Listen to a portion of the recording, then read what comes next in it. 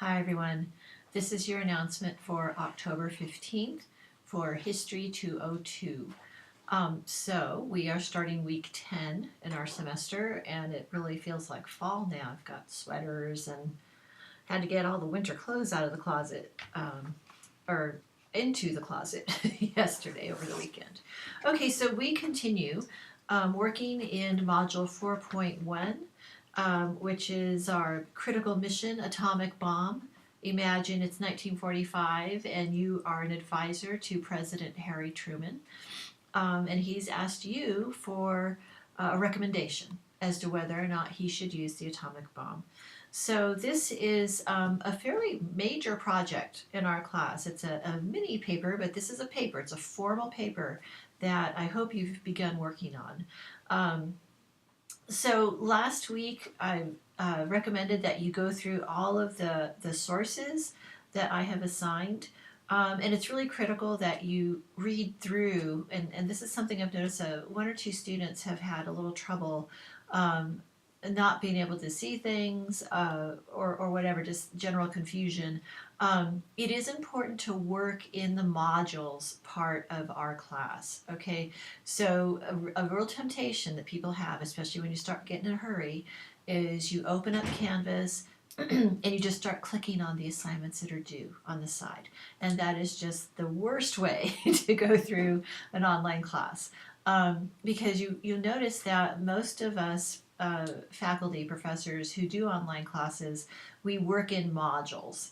And so what you want to do is every single time you open up our class, you click on modules, okay? And you just scroll down to where we're at, which is module 4.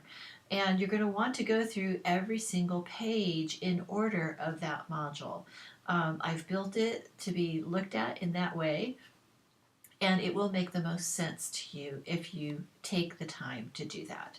Okay, so last week you should have gone through reading the introduction to Critical Mission Atomic Bomb, excuse me, and then there were some further some instructions. That there was an introduction to the project, which had a picture of Harry Truman on that, so you should have read through those pages, that document.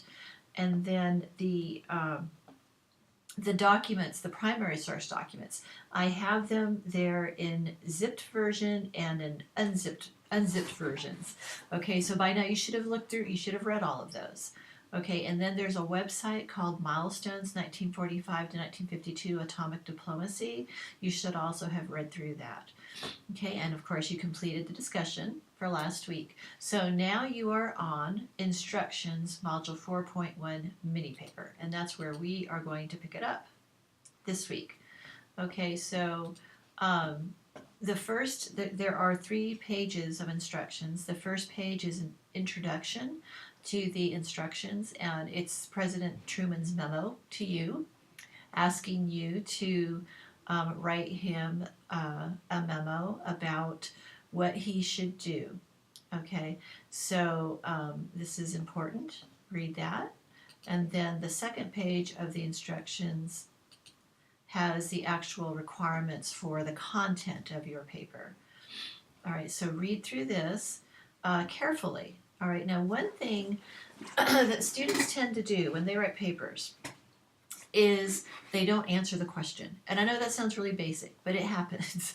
So I really want to, beg you to read through all of the questions very carefully. And as you write your paper, be looking at those questions so you make sure that you're answering and addressing everything that I'm asking you to address. Right, I'm not going to read it now word for word. It's there for you. You can read that for yourself. But I am going to talk a little bit about, there's 3 major themes, and this tends to confuse students, so hopefully I'll try to clarify this. Okay, so you want to address these 3 themes in every part of your paper. So in other words, you're going to be talking about, the pros and the cons of using the atomic bomb. But that's not all you're talking about. You're going to be talking about the pros and the cons with respect to these 3 issues that are very important at the time. that President Truman is making this decision. So these three issues are, and it's right there on the page. One, potential Soviet expansion into Asia. Could the Soviets possibly try to expand into parts of Asia? Okay, whether or not the atomic bomb is used. What would be the impact of using the atomic bomb on that issue? Okay, secondly, a nuclear arms race. Could a race between the US and the USSR to build the most nuclear weapons occur in the future? And then three, casualty levels. What will be the results of the use of the atomic bomb on casualties, military and civilian? What will be the result of not using the atomic bomb on casualties, military and civilian? Okay, so these themes, you want to weave this into your paper. When you're talking about the pros and cons, you want to talk about the pros and cons with respect to these three themes. Okay, it's very important because that really gives your paper much more relevance, okay, and it'll help the president much more if he's aware of these issues. All right, so next I want to talk briefly about formatting. Okay, so this is a paper, this is a history class. I am expecting you to format your paper in MLA format. I'm expecting you to have in-text citations and also a separate bibliography on a separate page. I mean, it's still part of your paper, it's the same submission, but don't just tag it at the end of your last page.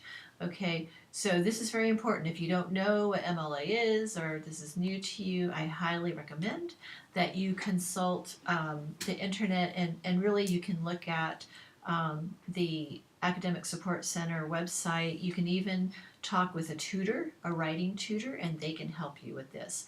But not using the proper format will lead to penalties on your paper, okay? And also it can be, your paper can be considered plagiarized, all right? If you don't appropriately give credit to the sources you're using, you know, saying like according to, and then including those in-text citations and the bibliography. You have to have both. Okay, so look at the rest of those requirements. And then lastly, there is a rubric, and the rubric's right there. You can see it on the assignment page. Please look at the rubric before you submit your paper so that while you're writing your paper, you can be looking at the rubric. So you can make sure that you are addressing all of the criteria that I will be grading, okay, when I read your paper. All right, so that's very important. Okay, so this is all due on October 21st. Now, if you have any questions or you need clarification on any part of this assignment, please send me a message in inbox. I will be happy to talk with you and to clarify with you the instructions. Okay? All right, so that's what's happening this week. I look forward to reading your recommendations to the president, and I hope you all have a good week and you keep warm. All right, thank you. Bye.